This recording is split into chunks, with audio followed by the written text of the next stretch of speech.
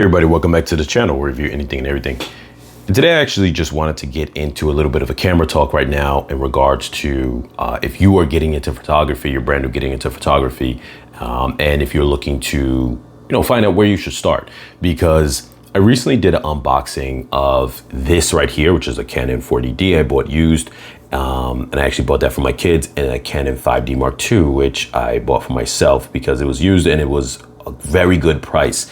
And these two cameras are my main cameras I already had from before, or when I say main, just that they were already in my lineup before recently buying those two new cameras. And one other one that I don't have right now is actually in storage, and that other camera is a 60D. So I started with a Rebel XSI. This is a 6D Mark II, and then I have a Canon 60D, which actually I got in between those two in terms of timeline. So I just kind of wanted to do a video because I've been recently in a space of getting back into photography, and I have come across a couple of videos and a couple of posts that were mentioning about people getting into older digital SLRs because one, they're just more affordable, and two, this was an expiring line. Digital SLRs in general across the board, not specifically just Canon, even though I'm a Canon shooter, and I know a little something on Nikon as well, but not that I've used them, but I've had friends that have used them, and I've been able to kind of play around with the cameras a little bit. And in light of mirrorless cameras pretty much taking over, it kind of gets lost in the perspective of that photography. And this is a staple that I always say is that, or kind of in the recent months I've kind of came upon, is that, so during the creation of this camera, the 5D Mark II, is when they started incorporating video into the cameras. Now, it wasn't the first one, the Nikon D90 was, but this was the first full frame that did 1080p. And at that point, it just went on from there. At a certain point in time, there became a rat race of incorporating video into photography, and eventually got to the point of where you're at now with mirrorless, where the mirrorless have all these extra things that really cater to video. And not to say that they can't do photography, but it leaves that essence of photography that people who are into photography were very much staples that they were accustomed to, like things like having a mirror inside, which gives it that kind of slap effect when you press the shutter button, and it gives that kind of clap or slap effect that you're so used to, hearing from cameras like the mirror doing its thing from even older SLRs, film SLRs from back into the days. And so the digital, even though you weren't using film anymore, it still was a kind of continuation of that film era in terms of its mechanics for the most part, and the feel of it. You're still looking through the viewfinder, which was an actual, there's the term TTL, through the lens. You're actually viewing what's in front of you actually through a reflection, and not a miniature monitor through the viewfinder, which is what which is you viewing through like a digital viewfinder. I think there's a different term for it, but a digital viewfinder through the optical area that you would be viewing from here, where this is seeing something live, and when you view it through a digital viewfinder within that space, you're viewing a rendition of what's in front of you, similar to when you look on the back of your screen of your phone when you're taking a camera, like a picture. That's not actually what's there. It's taking that image and it's transcoding it into a visual image for you, but that's not what you're seeing with your actual eyes. So it's a different feel. So my point in that is that those mirrorless cameras, for the most part, are more based for video than anything else. And they do take great photography images, but the problem is that I truly feel, in my opinion, that it surpassed the level of what was needed to take photos. Like it's almost like using a Ferrari to get to the corner store when you could do it with like a Toyota. You don't need that. Photography doesn't need those specs for that. So it's overkill for photography. And what happens is that people who are just getting into photography might go and say, well, I'm going to buy this expensive mirrorless camera, and you don't need all that. And it probably, if you were to use a older digital SLR, you're going to see that, yes, I really didn't need all that, and I paid a fraction of the price.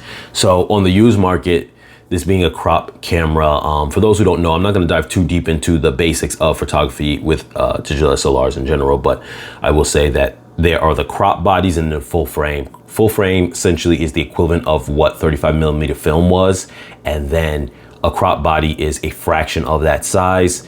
The only thing you need to know if you don't really know that is that it punches a little bit more into the frame, but for the most part, you're getting the same thing, meaning that if you had a 50mm lens on a full frame, on a crop body, which is normally a 1.5 multiplication, but in Canon's case is 1.6, you're getting something closer to like 80mm. So it's more punched in. So you'd have to have a different wider lens to accommodate that.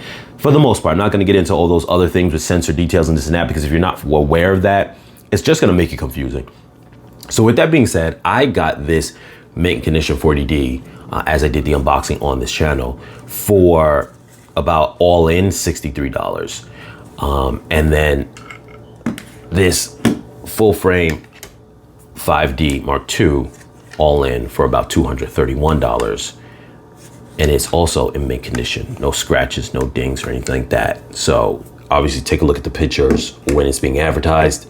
But starting off, as far as just like I said, the recommendations, if you guys are getting into photography, sorry about all that rant in advance, but it is something I'm really like into and I'm really passionate about. So I would honestly say if you're looking to jump into Canon, I'm only gonna make some recommendations for Canon and Nikon because I really don't know too much about all the other different camera brands. When I was getting into photography, those were the two head brands that were competing with each other, and they usually mirrored each other in terms of their lines. So as far as Canon goes, I would say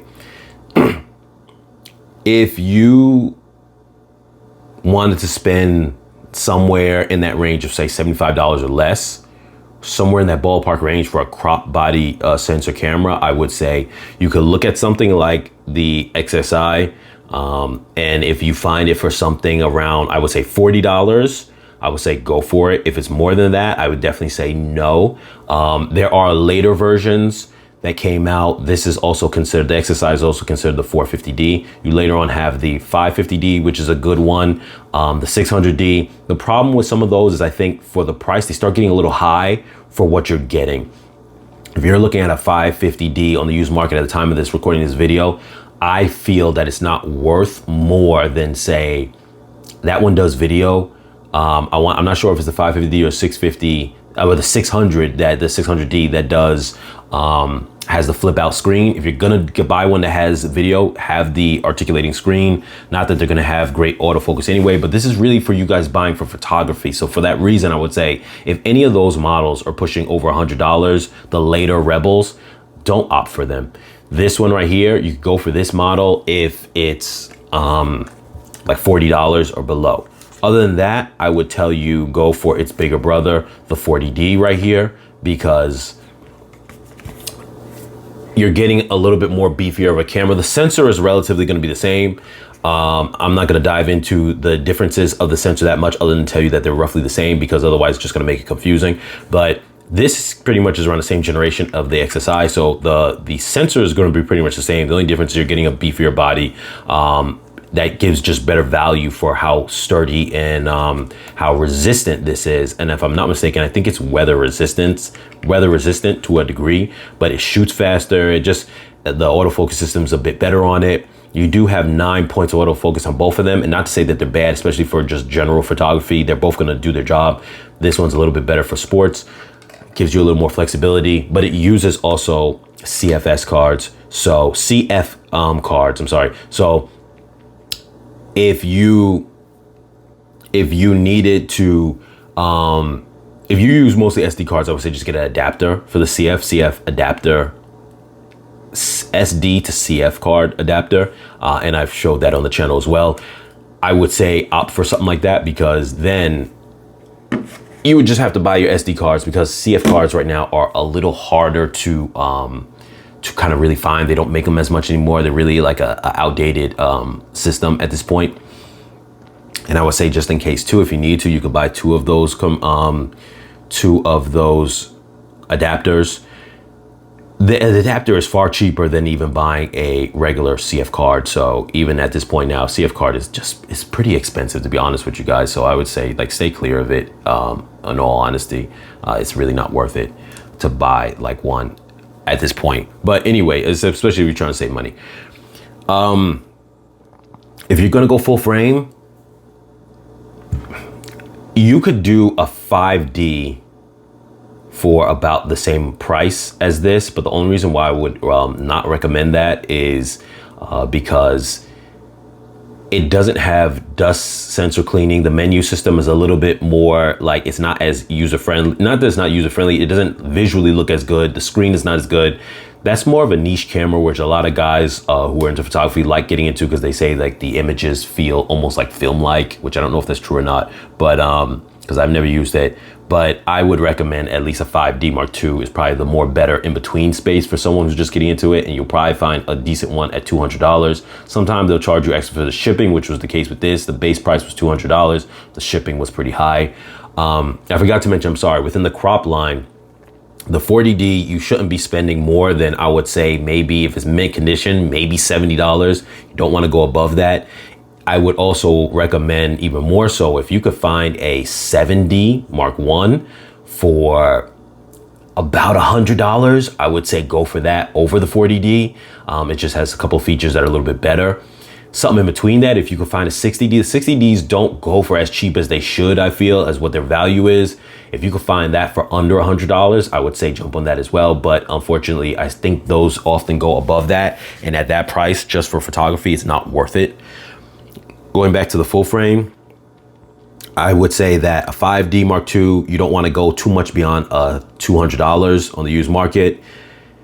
Beware of the condition, because some of them that are cheaper than that might be really badly bashed up, but they may still work. So if you don't care about the cosmetics of it, you know, don't worry about it and jump into that.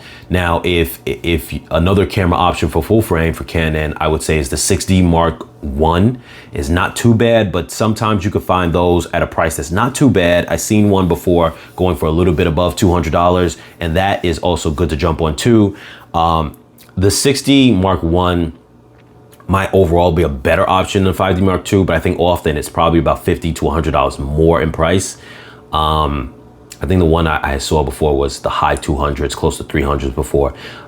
So if you could find that at about $300, the truth is, if you could find that for even $350, it's probably okay of a deal, but I'm not really too sure. But I would say the fact that you can get the 5D Mark II for $200, I wouldn't pay for a 6D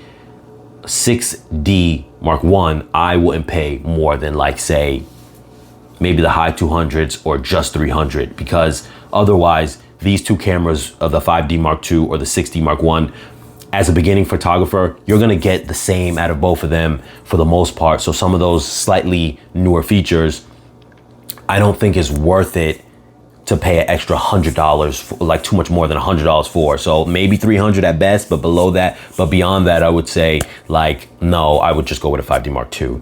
Now, when it comes to Nikon, like I said, I don't know a whole bunch on them, but I will say is this.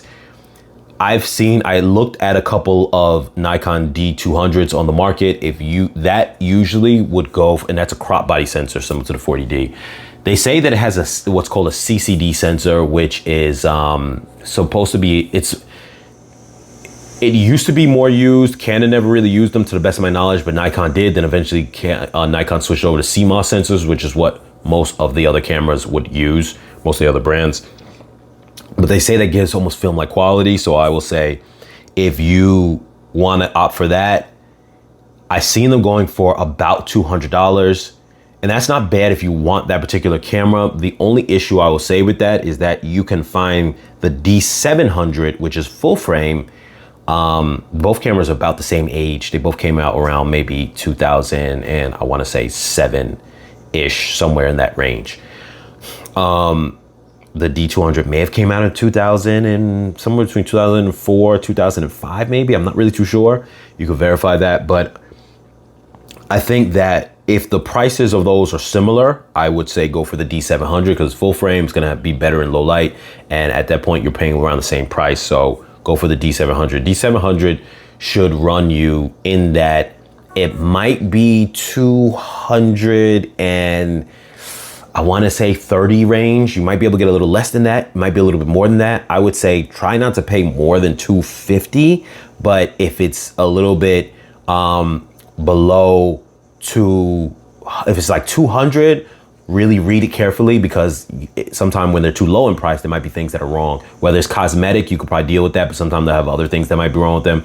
But I want to say when I recently was looking at them on eBay, they're somewhere in that 230 range. Just check, and whatever you see the majority of the price range is around, it gives you a sense of where it should be at. But on actual value, I would say you don't really want to go too much beyond that, because like I said, there are other options that you could opt for, like a Canon 5D Mark II for $200. But the Nikon, that particular Nikon, it's not to say one is better than the other if you want the Nikon system, but because of the way that has certain specs and certain features on it, I would say, well, the 5D Mark II, I would say you want to be around the 200 price range. I would say the the D700 Nikon, I would say you could go up to like maybe 750 on that. So to be a comfortable space.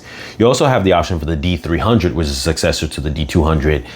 That might be a little bit more expensive, obviously, than D200, but I would say if it's going to start approaching the range too much into the D700 category, I would still just opt for the D700.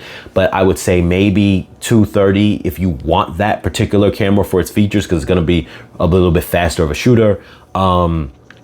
You could opt for that around that price range. And then one other one I'm going to mention when it comes to Nikon is the D90. That was like one of the first ones to actually do video. If I'm not mistaken, the first digital SLR to do video only did 720p, which, so you're not buying it for the video, but I'm just making note of that. That was a great camera and a great point in time in itself for Nikon. If you found something like that for, like, say, I would say maybe $70, I would be like, yeah, you go for it. Other than that, if it's anything more than that, no. And I would say preferably lower than that would be better, something like 50.